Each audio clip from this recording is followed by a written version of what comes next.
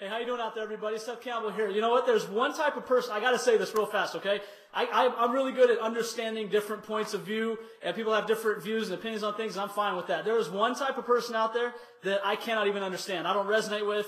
I have such a little amount of understanding for the way that they think, you guys. I want to ask you a question really fast. How many of you out there really have hunger, really have ambition, really have a drive for something? You guys, I talk to a lot of people, and I meet people that are great, that are awesome. They've got ambition. They've got drive. They're going to conquer the world. I love those people. I'm inspired by those people. And then I talk to people that feel like that's not an important part of life. They're happy with where they're at, and they're happy to never go anywhere. And it terrifies me, you guys. I don't understand it one bit. I want to talk to you about something really quickly, all right? I had the opportunity to listen to a gentleman speak this last weekend at an event. His name was John Addison. And one thing he said in there is he said, if your dreams are big, if you're big enough for your dreams, then your dreams are not big enough for you. You guys, how many of you are really dreaming? I ask people all the time, hey, what are your dreams? And people always say, what do you mean? They don't even know what the heck. It's almost like I'm speaking Spanish or French to them when I ask them what their dreams are. People, they don't even understand what I'm talking about. You guys, very few people actually have dreams. You need to have a reason to have dreams, you guys. Think about this for just a second. Margaret Thatcher once said, nobody remembered the Good Samaritan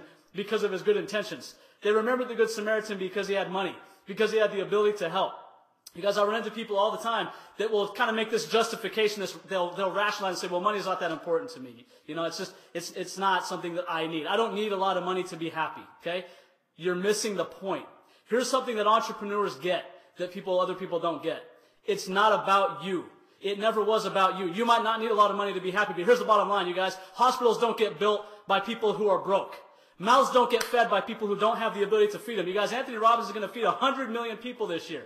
He's going to feed 100 million people this year. He's not going to have the ability to do that because he sat on his couch and rationalized laziness by saying, money's not important to me. You guys, you need to have a hunger and a drive to do something with your life and to do something big. The bottom line is, here's what it comes down to. Sir Richard Branson, I heard him say these words, and it inspired me. He said, if you're in a position to change the world and you don't, you are wasting your life. You guys, your life is not about you. You want to know what makes a real entrepreneur? You want to know when you look at the massively successful entrepreneurs, you want to know one thing that makes them special is that they're not in it for themselves. You guys, they're not greedy. They're not just trying to have a nicer car than you.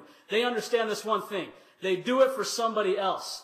Stop thinking about you and start thinking about the world. Start thinking about the impact that you can have, you guys. Then you'll find your hunger. You'll find your reason to do something. Maybe you're not inspired and motivated by money. There's nothing wrong with that. But are you motivated by the ability to make a difference? Remember the Good Samaritan, you guys. If he was broke, there'd be no story about him. You guys, go out there and do something. And do something big. Stop playing small, stop thinking small, and stop rationalizing by buying into society's whole, I don't need money thing. I don't need much. Well, then you don't need to become much, like Jim Rohn said. You guys, have a fire, for goodness sakes, and go do something big and do something special. For those of you who do have ambition, who are trying to build and create something, you guys, don't let the hustle down. Keep it going. You guys, I promise you, if you're actually crazy enough to think that you might change the world, then chances are pretty good that you will, and you're the ones that will remember, you guys. So I challenge you guys. I challenge you to do that, all right? Everybody have a wonderful, fabulous day.